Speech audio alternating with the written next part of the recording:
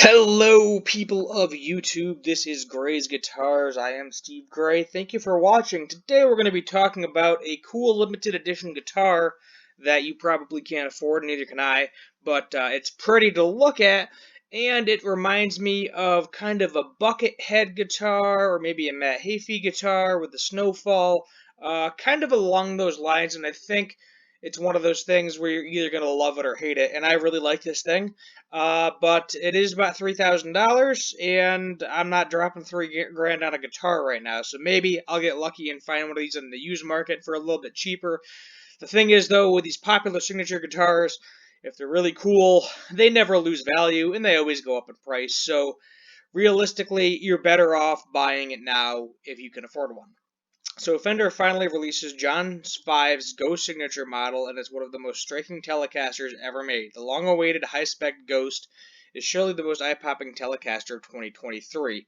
Fender has launched John5's hotly anticipated new signature guitar, the limited edition Ghost, a ridiculously sleek Telecaster unlike any other currently on the Big F's book. The guitar itself, in development since before 2019, so it's been a minute, has been the subject of much speculation for a while now, having been teased by the new Motley Crue's guitarist on numerous occasions. I believe this is the guy that's replacing Mick Mars, if I remember correctly. Not only has he been playing it live, he also gave fans an insight into the acts last July. Now, the None More White model has arrived in all its glory, equipped with many specs that punters, we'll go with punters, had anticipated when the guitar's existence was first revealed. Of course, the guitar has aesthetics benefiting its name, with the ghostly Arctic white colorway spanning the entire guitar from the red-bound alder body and a one-piece maple neck all the way to the 9.5-inch radius fretboard and headstock. The business end of the guitar, a pair of DiMarzio deactivator humbuckers designed to replicate the sound of active pickups in a passive format. So think kind of like an EMG sounding passive humbucker, if I remember correctly. Work in tandem with a three-way toggle switch, so Les Paul toggle switch, master volume control, and an arcade kill switch for John5 stutter effects, or Buckethead's mute effects, is what I should say, because that's exactly where he copied that from. But that's okay, you know, that is perfectly okay to bring that over to the Telecaster. Other notable appointments include deluxe locking tuners, which is always nice, 6-saddle Tele bridge with block steel saddles, with the entire package arriving in a custom white Tolex hard case that flaunts John5 interior embroidery. I don't even think, besides the neck plate, I don't even think it says John5 anywhere on this thing. It's the former Rob Zombie guitarist's latest signature creation with Fender, following the release of the Black Finish Custom Shop Artist Series model, the more affordable Squier J5 guitar. Didn't even know there was a Squier version. On his latest Big F beauty, John5 commented, "I played Telecasters my whole life. To design my own is a dream come true. When it comes to design, I was inspired by some of Fender's previous collaborations, sought to create a model that would be both visually stunning and comfortable to play." I don't know if I would call that comfortable to play. Well, for him, maybe. But everybody loves a belly cut, and everybody loves that little swoop they're doing, and this is neither of those things. So when it comes to design, I was inspired by some of Fender's previous collaborations and sought to create a model that would be both visually stunning and comfortable to play. Fender helped me design a Telecaster that was different from anything else on the market and easy to play, all-white fretboard and unique pickguard is proof of that, he continued. FMIC EVH, a product Justin Norville, added that the Ghost is in celebration of John5's identifiable style and a whole visual reflection of his artistry. The guitar itself is accompanied by a signature capsule collection, which comprises of white leather guitar straps with red suede backing, a guitar cable, and Arctic white with molded red ends on a pack of John5 embossed guitar picks. The John5 Ghost is available for $3,000. Head over to Fender for more information, which is exactly what we're going to do to get some better pictures of this bad boy.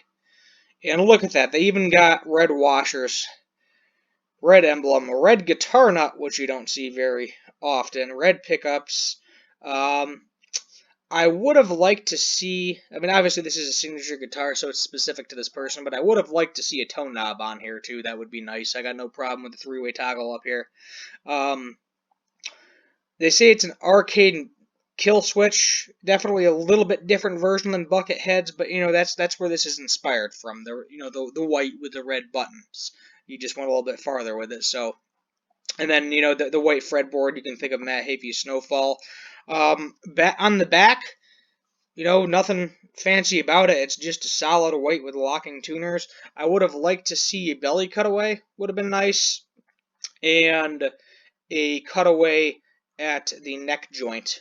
That way, you know, get up to them upper frets. I'm not sure how many frets this is. We'll see in the spec sheet in a minute. But aesthetically, this is very pleasing. This looks really cool. I don't know why they didn't go with the staggered tuners. I know at one point Fender was putting stagger tuners on everything, and it looks like they went for the non-staggered locking tuners, and they got the string tree on there, which, you know, I'd get rid of that string tree because it would be a little bit prettier. Case looks pretty neat. Case looks really cool with it. You got the nice velvet interior, but this is a really cool guitar. I mean, yeah, it ain't exactly 100% what is my personal preference, but this is this artist John 5's personal preference. So let's go ahead and just look at the specs. You know, it's basically, you know, everything is essentially a standard Telecaster with just some fancy appointments. So older body, you got polyurethane is going to be, you know, no nitro here. Neck is going to be maple, you know, 25.5-inch narrow tall frets, so that's your typical, you know, Fender fret, I would say. It's a red synthetic bone nut. Okay, that's always positive. Oh, we do get 22 frets, so you do get the full 22 frets. You get the hex adjustment for the truss rod at the top. Just the master volume, that's all you get. Switching, 3-position toggle, neck, middle, bridge. Yeah, all that jazz. Arcade style kill switch. I am curious the size. And you got nickel, chrome, hardware / finish. I don't know why. Maybe it's both. I don't know. You could combine both of them. But yeah, I mean, ultimately, if you want a fancy Telecaster, cool looking Telecaster with different pickups, you got the money for a signature edition guitar. Go for it. I'd like a Buckethead. I mean, honestly, if it was between this and a Buckethead, I'd go for the Buckethead. But well, I guess it depends on the price. If the Buckethead was $1,000 more, I'm going to be buying the Telecaster. So we need just another signature, Gibson. Get on that. You know, bring back the Buckethead. This thing is really cool, though. I do like the aesthetics of this. And I do have a semi-local, it's a little far away music shop, where I recently got to play the Greenie Les Paul, which was pretty cool. One of the cheaper models, the Greenie Standard. And I know they like buying signature editions because they sell, so I can guarantee you that they will put one of these in there because they are a little bit of a higher-end guitar place. And if I go by, yeah, I'm definitely picking this up and playing it because it looks cool. It's interesting, though, because I know when Epiphone did it, the fretboard was synthetic material, where this...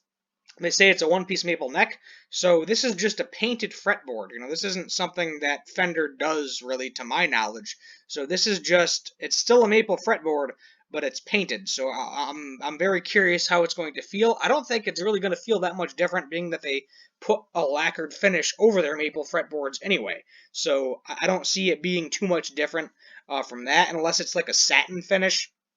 But nothing specified satin, so I'm assuming this is all gloss. We can go back to the specs one more time. Yeah, gloss urethane. Neck.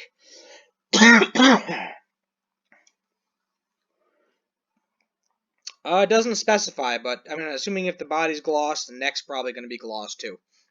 It looks like it based on the yeah, it's definitely gloss based on the picture. That's not satin. So it'll be interesting to see this out in the world. You know, I've never seen this guy play it in person. I think it would be cool if I could get a better look at it. But yet again, if a local guitar shop has it, I will definitely pick it up because this is a cool guitar. That's it. that's the show for today. Thank you for watching. Hit that subscribe button on your way out, and as always, have a good one.